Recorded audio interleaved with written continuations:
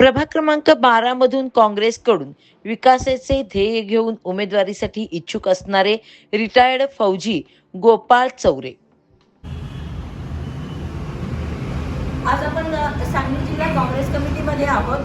या ठिकाणी निवडणुकीचं बिगुल वाजल्यामुळे अनेक उमेदवार हे आपले इच्छुक उमेदवार आपले उमेदवारी अर्ज दाखल करण्यासाठी आले आहेत. या ठिकाणी आपल्यासोबत गोपाळ चौरे हे एक रिटायर्ड मिलिटरी ऑफिसर आहेत.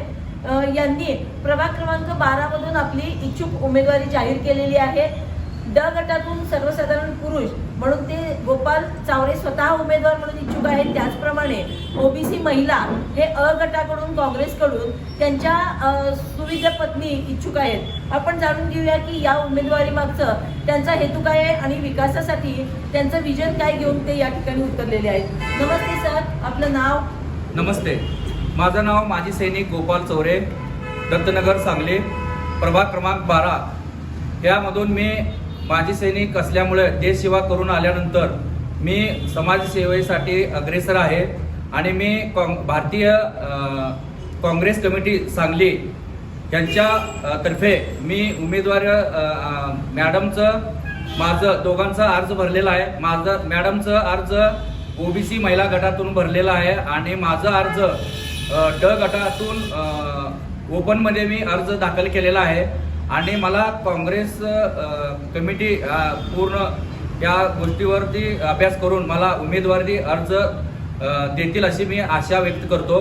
बऱ्याच दिवसापासून मी 12 नंबर वार्डमध्ये माझी पत्नी आणि मी लहानपणापासून त्या वार्डामध्ये आहे आणि सर्व वार्डांचा आम्हाला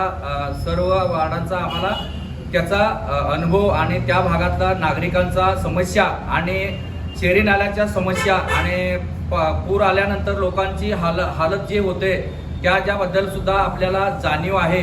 आणि त्या वार्डामध्ये आम्हाला नागरिकांचा माजी सैनिक देशासाठी आम्ही देशसेवा करून आल्यानंतर आम्हाला समाजसेवा करायची एक माझ्या पत्नीला आणि मला दोघांना पण इच्छा आहे आणि सर्व लोकांचा आम्हाला पाठिंबा आहे. त्याच्यानंतर लोणारी समाज सेवा संघ सांगली, त्याच्यानंतर माजी सैनिक संघ सांगली, त्याच्यानंतर सर्व त्या भागातील सर्वसाधारण पुरुष शिक्षक आणि विद्यार्थी मंडळ यांचा सर्वांचा आम्हाला पाठिंबा आहे. त्यांच्या पाठिंब्याच्या आधारे आम्ही सर्व जण काँग्रेस पक्षाकडून आम्ही तिकिटासाठी अपेक्षा करत आहे आणि जे पण आपल्याला कमिटीनं जे निर्णय घेईल आपल्यासाठी मान्य राहील आणि आम्ही त्या वार्डामध्ये एक सुस्वच्छ वार्ड 12 नंबर वार्ड असं बनवण्याचा माझं एक प्रयत्न आहे.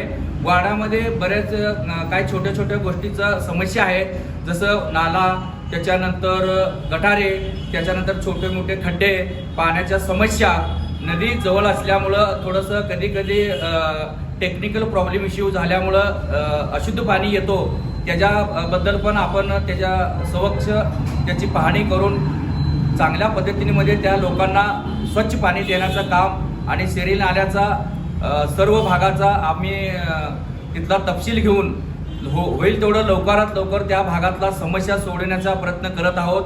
जसं बुरुडगल्ली झाले, त्याच्यानंतर मगरमच्छी कॉलनी झाले, काकानगर, रामनगर, त्याच्यानंतर वाल्मिकीमध्ये सर्वसाधारण लोक, झोपडपट्टीचे लोक राहतात, तिथं पण बरेच काय समस्या आहेत. त्या सर्व समस्यांचा अभ्यास करून त्या वार्डातला आम्ही सर्व पाहणी करून बरेच समस्या असं पेंडिंग आहेत त्या सर्व, जसं स्ट्रीट लाईट झाले, त्याच्यानंतर ओपन पीसमध्ये बऱ्याच ठिकाणी गवत उगवलेलं आहे, नागरीच्या पासून पावसामध्ये पाणी साठतो, त्या ठिकाणी लोकांना डासपासून किंवा मच्छरपासून त्रास होतो. त्याच्या पण देखभालासाठी सर्व गोष्टीचा आम्ही अभ्यास करून धाडसीने ह्या काँग्रेस कमिटीमध्ये आज आम्ही एक मुलाखत दिलेली आहे ह्या भागामध्ये, या कमिटीमध्ये, आणि आम्हाला ह्याचा सर्व जाणीवपूर्वक अभ्यास करून कमिटीनं आम्हाला एक चांगली संधी या कमिटीमध्ये मिळवण्यासाठी आणि आम्हाला त्या पदावरती उत्तीर्ण म्हणजे आम्हाला पद निश्चित करून आम्हाला एक संधी देतील अशी आम्हाला पक्षाकडून अपेक्षा आहे. आणि एवढं बोलून मी थांबतो. धन्यवाद. या ठिकाणी आपण पाहतोय की मगरमच्छ कॉलनी त्याचप्रमाणे गवळी गल्लीचा भाग हा सर्व पूरपट्ट्यामध्ये आणि दत्तनगर काकानगर पूरपट्ट्यामध्ये पूरबाधित असं एक क्षेत्र आहे. तर ह्या पूरबाधित बऱ्याच वर्षापासून पूरबाधित असलेले जे नागरिक आहेत तर यांच्यासाठी आपल्या काय सुविधा असतील? नाही, नागरिकांचा जसं मी आता 2-3 दिवसापासून वार्डामध्ये सर्व गोष्टीचं आम्ही पाहणी करत आहोत, नागरिकांना भेटत आहोत, भेटागाठी वगैरे घेत आहेत. बऱ्याच नागरिकांचा प्रश्न असा आहे की काही ठिकाणी गटारे तुटलेले आहेत, त्या तुटल्यामुळं ते नागरिकांचं थोडंसं तिथं दुर्लक्ष होतोय आणि कुठं तर थोडंसं समाजसेवा करताना कुठं तर थोडंफार कमी राहायला लागला आहे. त्याच्यामुळं आम्ही सर्व गोष्टीचा अभ्यास केलेला आहे आणि लोकांचं जी इच्छा आहे त्या इच्छेला आम्ही पाठपुरावा करून ते म्हणजे कमिटीला आम्ही सर्व गोष्टीचा पाठपुरावा करून त्या साहेबाकडून आम्ही सर्वांनी मिळून त्या लवकरात लवकर गोष्टीचा आम्ही जे समस्या आहेत दूर करण्याचा प्रयत्न करतो. केलं नाही म्हणून काम होत नाही आहे, पैसा मिळाला नाही म्हणून काम होत नाही आहे.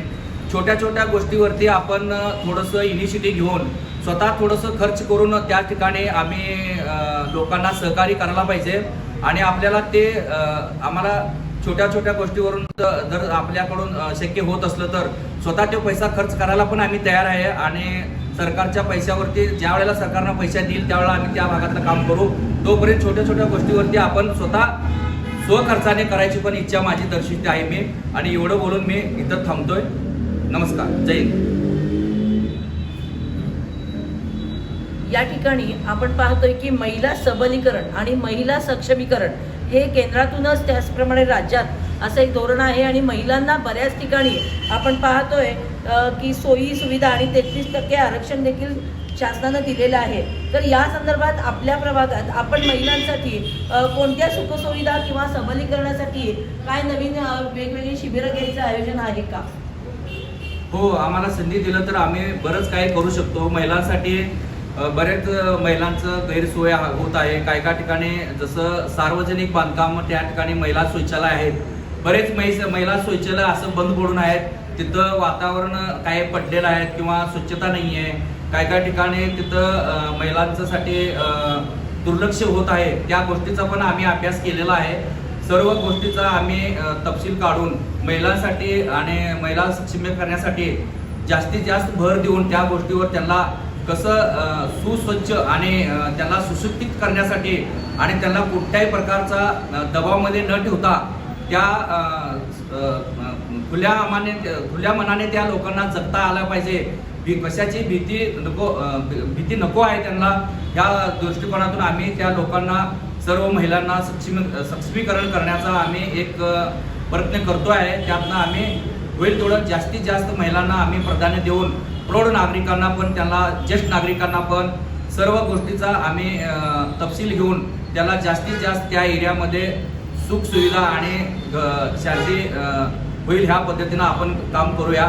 आपण 2023 मध्ये पण 5000 कॅलेंडर जनसेवा कॅलेंडर आपण त्या ठिकाणी वाटलेलं आहे जनतेमध्ये. त्या ठिकाणी कोणत्याही प्रकारचे कॅलेंडरवरती ॲडव्हर्टाईज न करता त्याच्यावरती सर्व महानगरपालिका क्षेत्रातील लोकांचे मोबाईल्स नंबर, कॉन्टॅक्ट नंबर सर्व प्रकारचे जसं की अग्निशामक झालं, त्याच्यानंतर आरोग्य झालं, त्याच्यानंतर गव्हर्नमेंटचे कॉलेज शाळा, त्याच्यानंतर अत्यावश्यक सेवा, जसं घर बसल्या बसल्या त्या लोकांना ते घरूनच त्यांना काम व्हायला पाहिजे. कारण आजकाल पेट्रोल महागाई झालेला आहे. कुठल्या पण गोष्टीला आपण काय तर माणूस ठरवायला जातो, गौंडी म्हणा, सर्व प्रकारची सेंट्रिंग कामे म्हणा, बांधकाम म्हणा, असं काम करत असताना आपल्याला लोकांची गरज पडते. आपण त्याच्यामध्ये सर्व सेंट्रिंग कामाचे वर्कदारचं कॉन्टॅक्ट नंबर, कॉन्ट्रॅक्टदारचे कॉन्टॅक्ट नंबर्स, त्याच्यानंतर गौंडी बांधकामाचे कॉन्टॅक्ट नंबर, आरोग्य विभाग, त्याच्यानंतर शाळे, कॉलेज, बँक, त्याच्यानंतर सर्व त्या भागातील नेट सेवा केंद्र, जे अत्यावश्यक सेवा आहेत, नेट कॅफे, सर्व पिठाची चिक्कीची गिरण, त्याच्यानंतर चिकन सेवा सेंटर, सर्व त्या अत्यावश्यक लोकांना घरी बसून अत्यावश्यक सेवाचे जे मोबाईल नंबर्स असतात घरूनच त्यांना ऑपरेट करून त्या ठिकाणी त्यांना कमी टायमामध्ये स्वतःचा टायमिंग न घालवता त्या ठिकाणी आम्ही एक कॅलेंडर एक चांगल्या पद्धतीनं छापलेला होता आणि ह्या वर्षी पण एक कॅलेंडर छापायचा विचार आहे.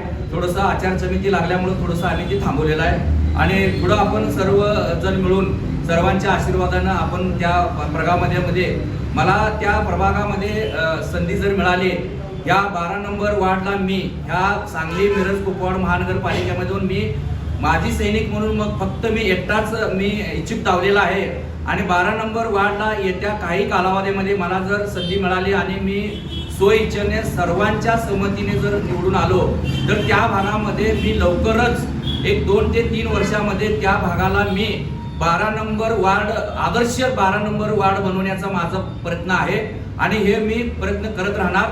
सरकारचा निधीवरती नाही आहे, स्वतःचा निधी. सांगली प्रहार न्यूज करिता मुख्य संपादिका नीता पाटील.